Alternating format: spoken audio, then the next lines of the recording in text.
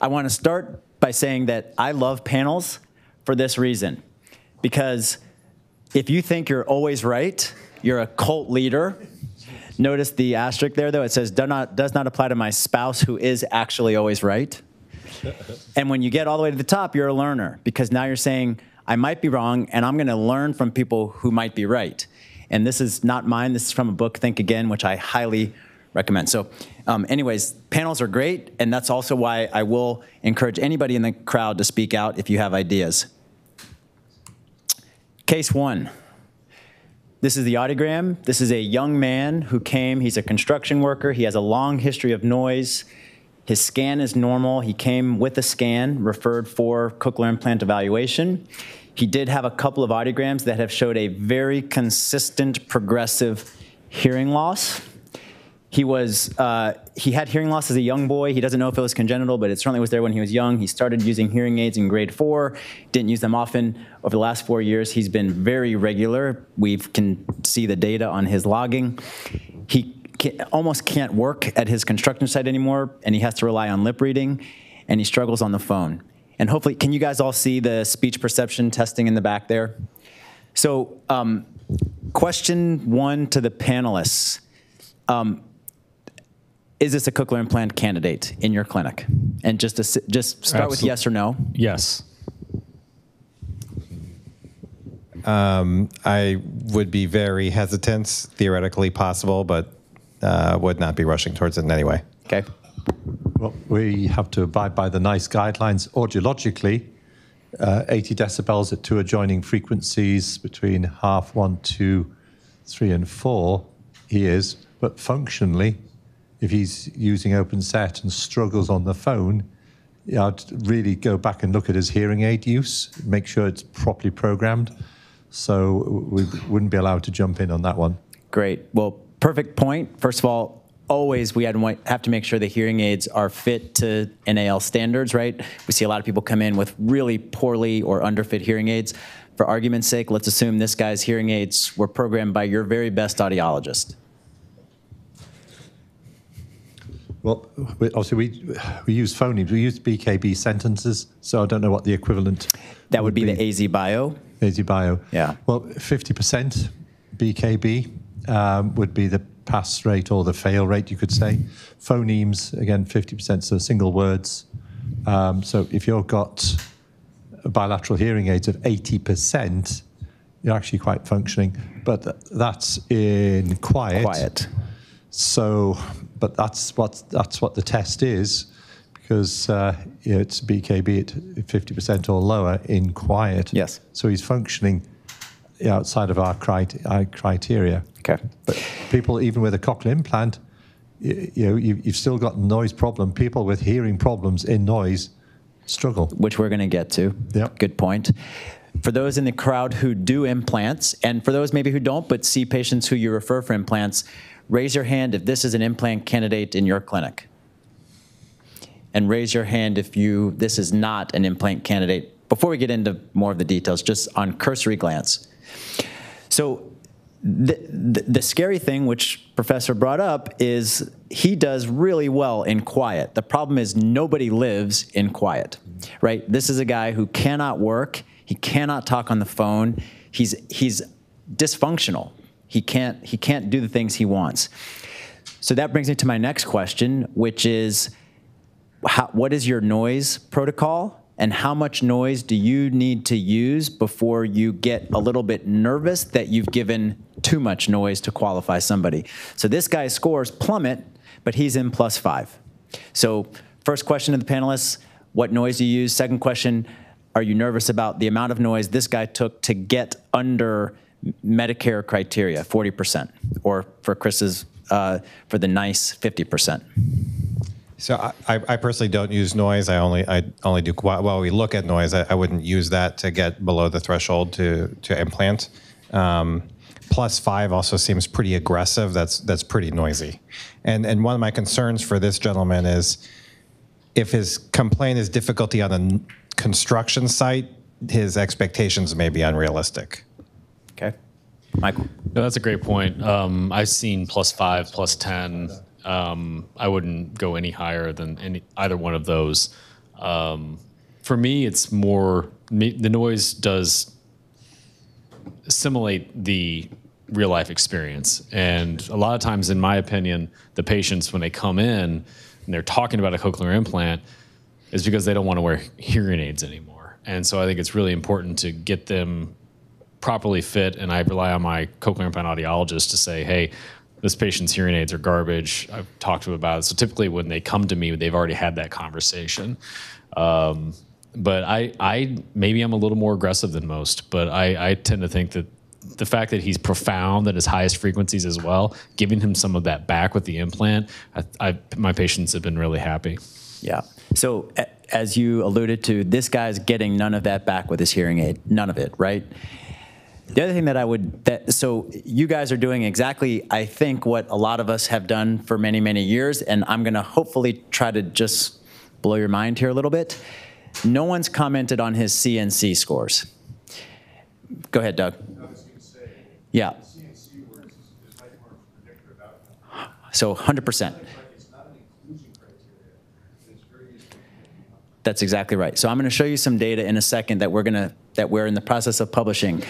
But we are moving in our clinic, and I'm going to show you why a lot of other people are doing this. We are moving away from sentences. We still have to use it for the insurance, but we're moving away from sentences and more towards noise for a couple of reasons. First, it is a much harder test, and it takes away the top-down processing of the brain, right? If you get a sentence, you can fill in gaps. People who are this deaf for this long are used to filling in gaps in sentences.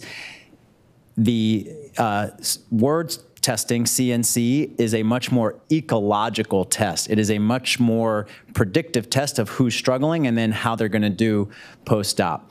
And so I'm going to show you a little bit of data in a second, but I would argue this guy's CNC scores are much more scary to me than his sentence scores. And frankly, those scores in +5 don't really even mean much to me, because no one's going to do very well in +5, as you alluded to. Anyways, this was a guy who we implanted. What electrode would you use? Do you have a preference in someone who has this much hearing? And in addition to the electrode, would you use steroids, and what's your protocol?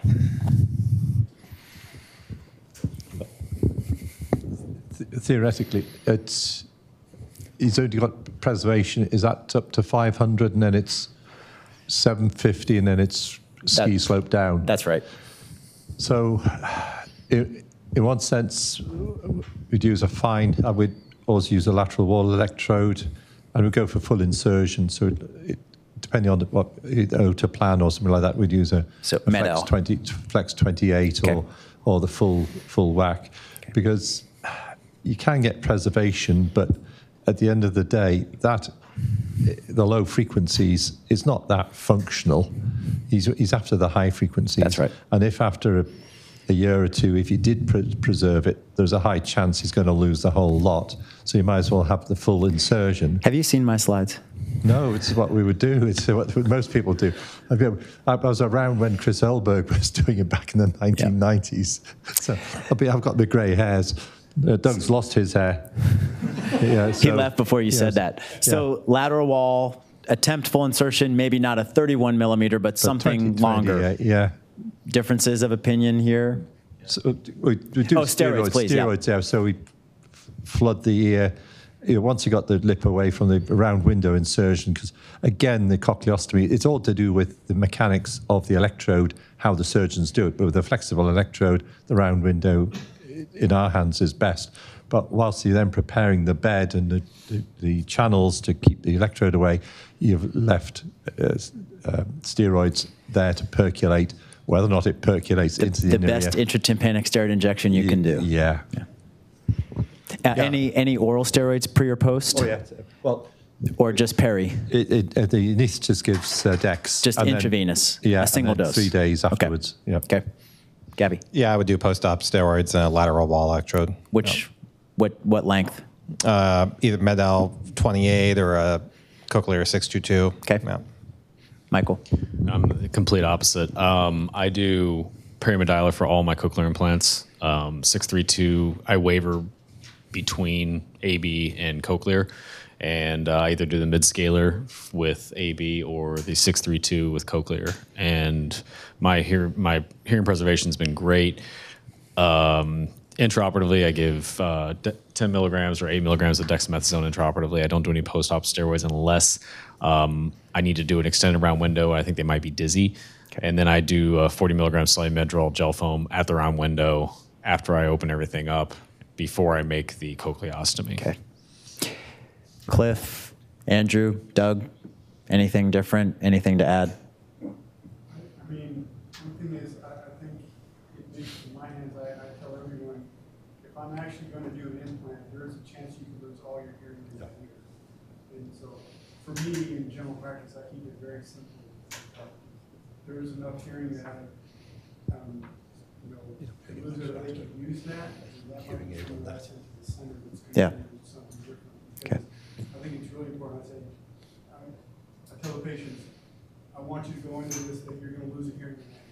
Okay. I think that's really important because I think that goes to the decision with that, because that can happen. You're trying this preservation, and then for me, again, general practice, well, then why am I doing an implant if you have that much hearing that you think is useful? Sure. That's very simple. I agree. I think, and I've had conversations with other otologists in our community, the patients that actually use the acoustic part of their EAS is so small.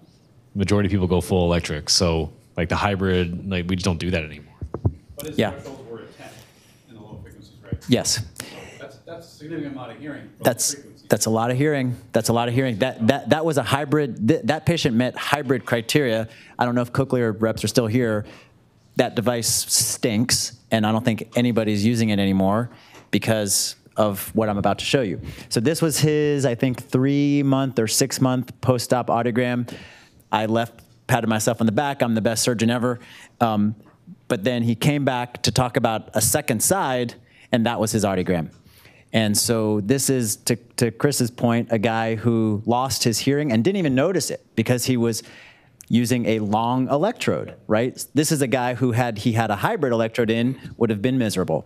Gavriel actually sent me a case that was very similar to this, but he did the hybrid electrode, or the patient had a hybrid electrode, lost the hearing, and they become very upset about it. So this sort of changed the question of whether to implant his other ear. We are currently in a holding pattern with his other ear just because of what happened to this one.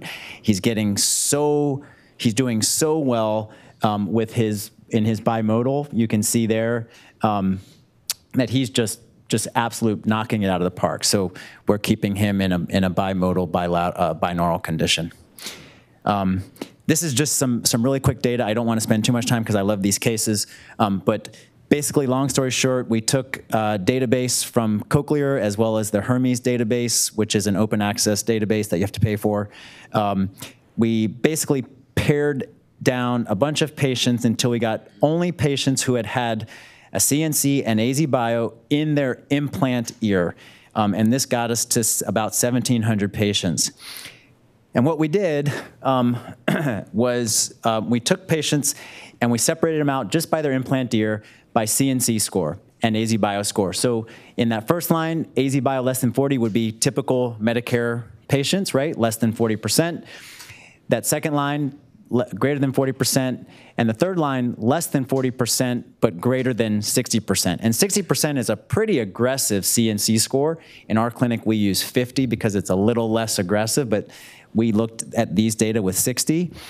And what we found was that if you take just the patients who met typical Medicare criteria and also had a CNC score less than 60, of the 1,300 patients, 1,200 of them met both criteria. So these are patients who had a CNC score less than 60 who also met a typical sentence test score of less than 40. So these are patients who would have qualified under both conditions, right? So we captured almost all of those patients just using a CNC score.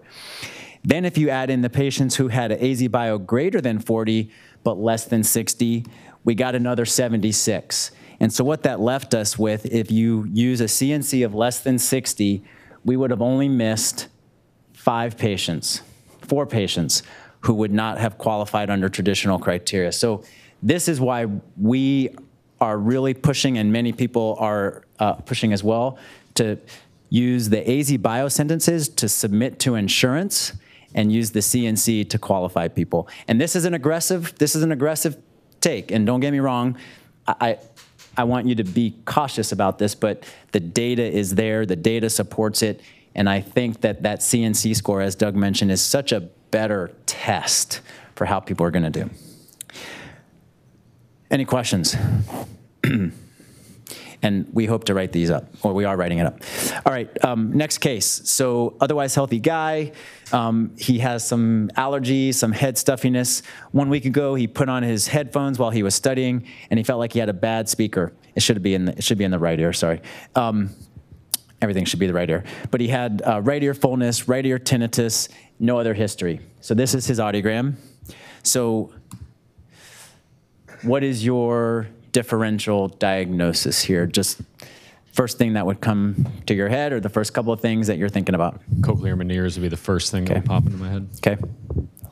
Or check for an acoustic, just to make sure. Okay. Asymmetrical things, low frequency, but you had no vertigo, so it meant like a Meniere's type or hydropsy type of process. Okay. You guys hit it all. Anybody that would think about migraine in a guy with hearing loss? I mean, It's always in the back. Cliff presented it, and the data is pretty good that people with sensorineural hearing loss have a much higher incidence of migraine. I take more people off Diazide in my clinic than I put them on. 100%. And they come in with low frequency hearing loss, and they'll have a lot of migrainous symptoms. Okay. Anybody that would think about autoimmune disease in a single affected ear? Or are you pretty rigid about autoimmune having to be in both ears? If they had a strong autoimmune history with other things, then yes, otherwise no. Okay. What do you think? Like your Kogan's or something like that? You'd want radiology? Well, Kogan's or even just autoimmune inner ear disease. Yeah. Yeah. I mean, possibly it's on the list, right? Yeah. Okay. So anything else that you want about this guy? I mean, so we all want, did anyone want vestibular testing right away? I think Dr. Hume convinced us we shouldn't do that right away, but maybe you guys do. Maybe you want an electrocochleography. What was the duration of his symptoms? A couple of weeks, but he came in about a week after he felt the hearing drop. Would you give him sort of steroids? We're going to get there. This is, do you want any more additional information? No. None. Anybody want to do electrocochleography? No. Nope. Anybody want to do imaging right now? No. Okay. So I would get an MRI. Yeah, right now? Okay. I'd offer it. Yeah. Okay.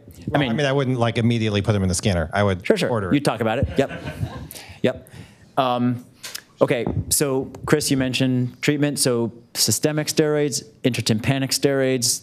I don't think Michael's going to put him on diuretics, but maybe the other two might. We've got a trial just starting, the Seashell trial, where looking at intratympanic steroids versus oral steroids. So it's a question of what are the medical issues, diabetes, things like that. He's a young, healthy guy. Yeah. So the easier thing is because you just he'd probably be seen by one of the SHOs and registrars and probably never come to the consultant level. They'll probably just give him some prednisolone and come back in a few weeks' time. Anybody? Yep, Gavi. So my concern with steroids with these patients is I am not sure it works, and sometimes they continue to have fluctuating low-frequency hearing loss. Have you seen my slides? Yep. And then you are setting up for the patient to be anxiously contacting you all the time about whether you should do steroids again. Okay. So are you giving them or not? Well, no. I basically lay out that scenario, and then I say, so we could like do it this time, but like we shouldn't be doing steroids multiple times a year. Okay. So like, do you want to do it or do you want to not? Whatever you want. If that were your ear, would you take steroids? Probably the first time. Yeah. Okay. Yeah. In the NICE guidelines, it says, is the doctor treating himself or treating the patient? That's actually written I'm in sure the things. it is. It's 538 pages, and it's a good one for medical legal because people get sued for missing a central neural hearing loss, they go to the GP, the family doctor that is, and they go from there. I think a couple of things, and most people have turned to, we used to get a whole panel of labs and everything like that, but then insurance told us we couldn't do that anymore. I mean, just talking practical things. We also had some people in the area get in trouble when they didn't offer hyperbaric oxygen treatment as a possibility for this.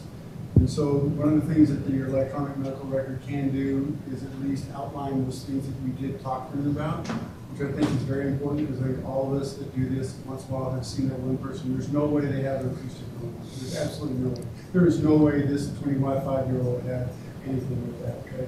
And so you at least need to document that you offered them or that you told them about that.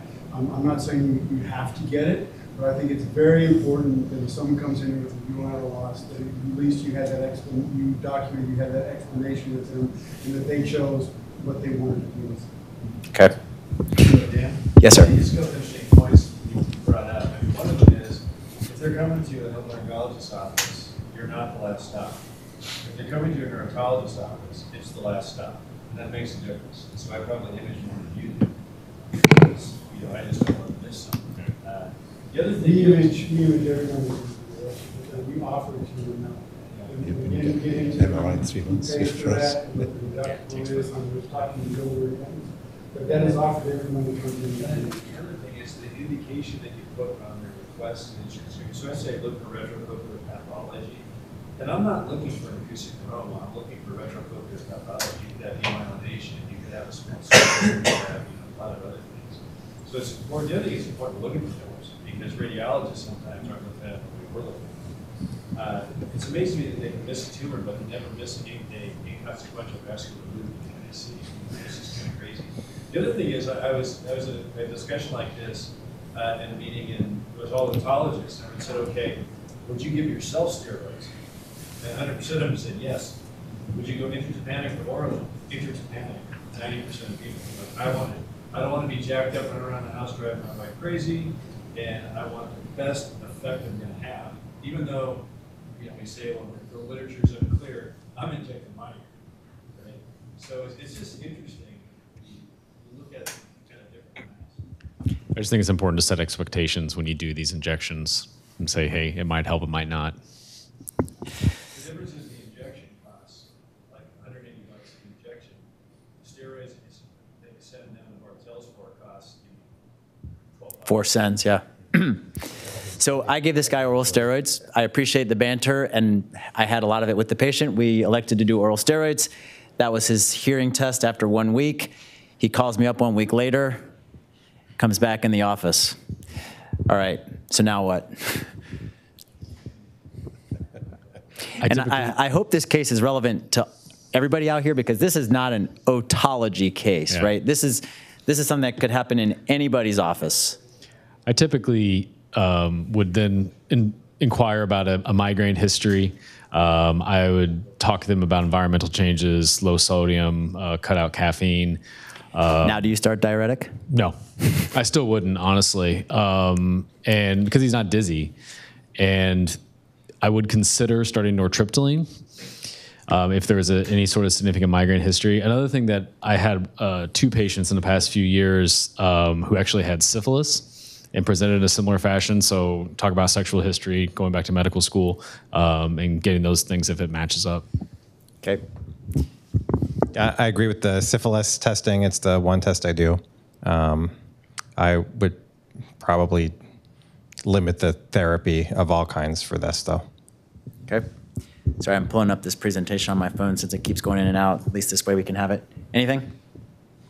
Well, I'd probably think about, I don't know, third windows or something like that. Is there any problems with other hearing? Has he not developed any tinnitus or any other symptoms at this Nope, stage? it is just this fluctuating hearing loss.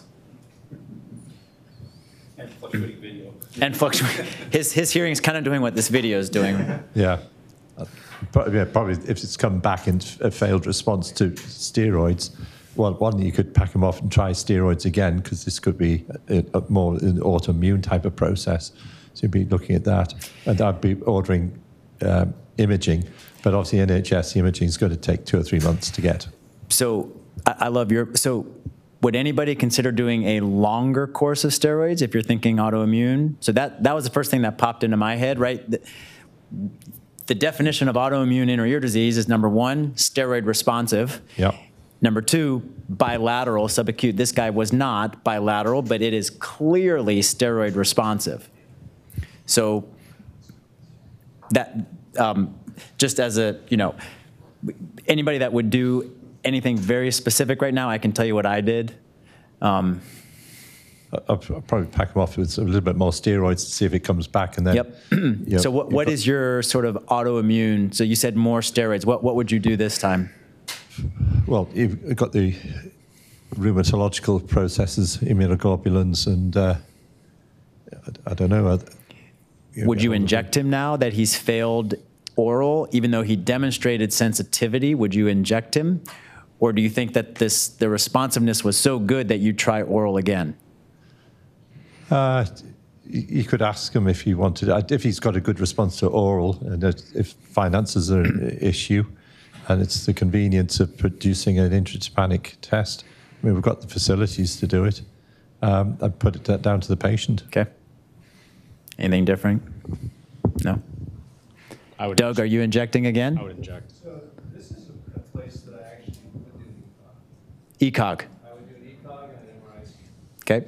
Tumors can fluctuate. But ECOG, if it's positive, it gives you a pretty good presumptive diagnosis that you've got hydrox. So I probably would give an independent injection, but I'd start them with a diuretic as well. And so the steroid would be an early recovery, the diuretic would be more of a long-term thing, and I'd also send them to a nutritionist to try to find out what kind of triggers might be set them on. A lot of people say stop eating salt. 85% of people are salt sensitive, 15%, go have a burger. But you oftentimes, like when you send them to a nutritionist, they can actually find triggers to set these people all out. Okay. So, go ahead, Cliff, please. Did anybody ever do any imaging for hydrox? MRI with delayed contrast? MRI with what now? With delayed contrast. Get the contrast and image them 4 hours later. That's intratympanic contrast, right? No, you can do it with IV. What is it, and it will light up in 4 hours? Yeah, they have to, there's different protocols to do it. We have a couple in the radiologists that do it, but you can look for dilation in the lymphatic space. So we don't use it very often because most times people have already been imaged. They've already got an MRI. But sometimes if you're looking at something like this and you're looking for early hydrox changes, Yep.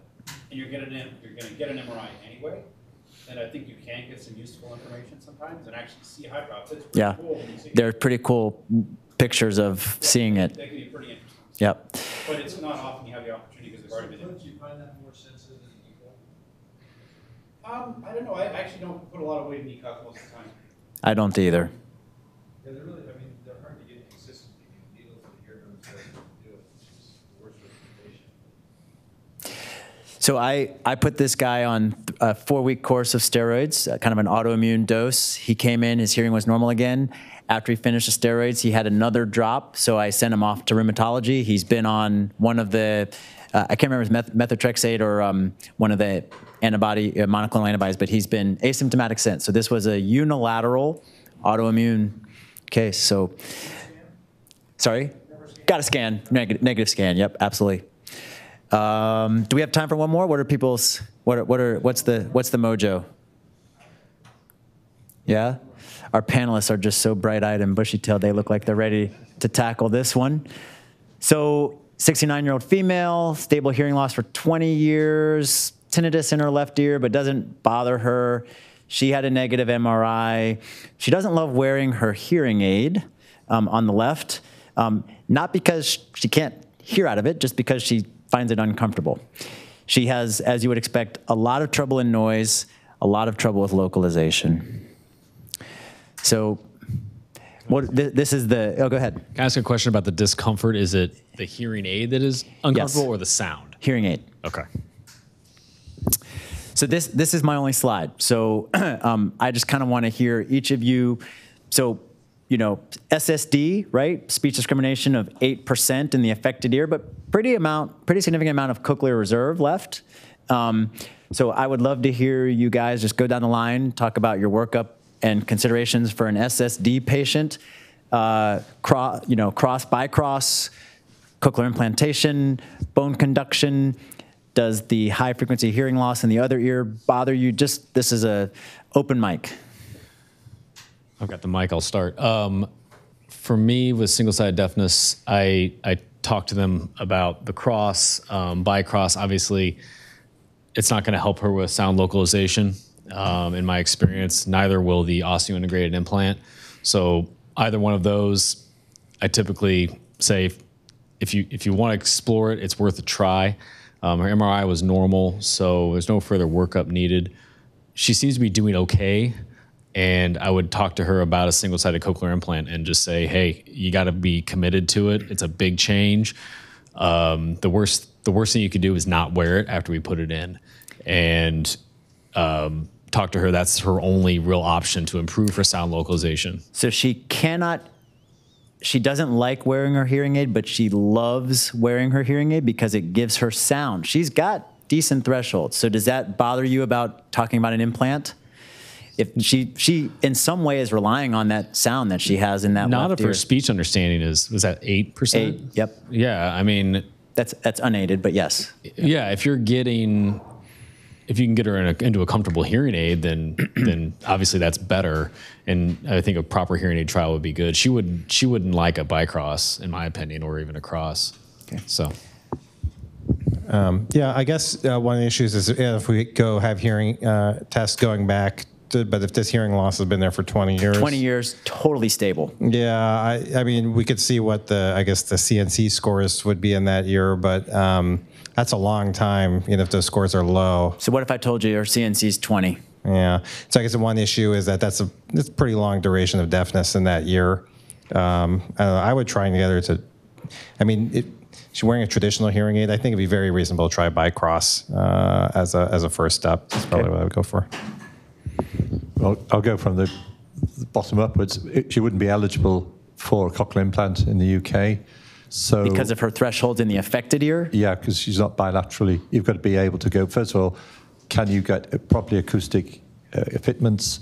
If she's not using a conventional acoustic to that left ear, then you go for a cross or bicross, and then we'd use this, try before you buy with a soft band or a Medel sticky Adhere. on the adhere, and see how she got on there, and then repeat local. Well, you won't get localization, but you look at performance, and the patient will tell you whether or not, we call it the dark side. Is it helping her with people become more aware? But hasn't she, if it's been around for such a long time, actually got techniques to actually accommodate for being deaf on that side? So to your point, is there anything that you can do objectively to test the answer to that? Do you know of any, would you test her in any way? Well, there's speech and noise tests and things like that. Yeah. So we started doing this in Miami. It was written up by Hillary Snapp, who's one of our audiologists in Miami. And what she showed is that if you put a soft band on these people and you test them in both a fixed SNR and variable, +10, +5, +0, you can tell how much benefit they're going to get with the device. So we put on a soft band, just like you said, Yep. tested without the soft band and then with the soft band, and you can see her SNR didn't change. So this is someone who's adapted. She's centrally modified herself that she doesn't really get any benefit from that single-sided Baha.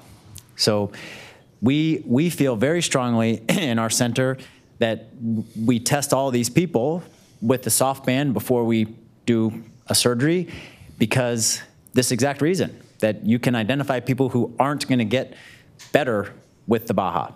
The problem with this patient is under the two devices that have done clinical trials in America, Cochlear and Medel, her thresholds are higher than the labeling. So this is someone who doesn't also in our country meet, she doesn't meet insurance criteria. I would still submit her. Personally, the length of deafness, because it's postlingual, it's been aided for 20 years, it's stable, doesn't bother me as much as I would say it bothers you, but 20 years you're starting to get sort of to that point. deafness is different than 20 years of single-sided things. Because you still have track pathways that are being activated in the brainstem where the issues are with deprivation.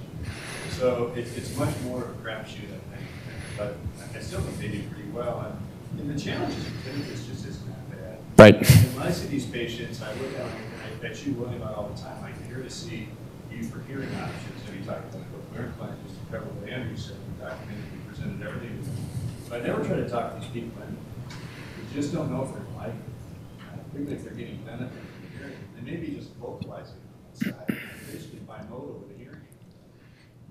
Yep. So Yeah. I would say for a patient like this, we see a fair number of these at the VA actually, because we have, for somebody like this, the review process to become a candidate is through a medical board, not an insurance board. And so we certainly implant people with this level of hearing. And the evaluation's basically similar to what you're doing, not quite the same, but it's aided testing and noise.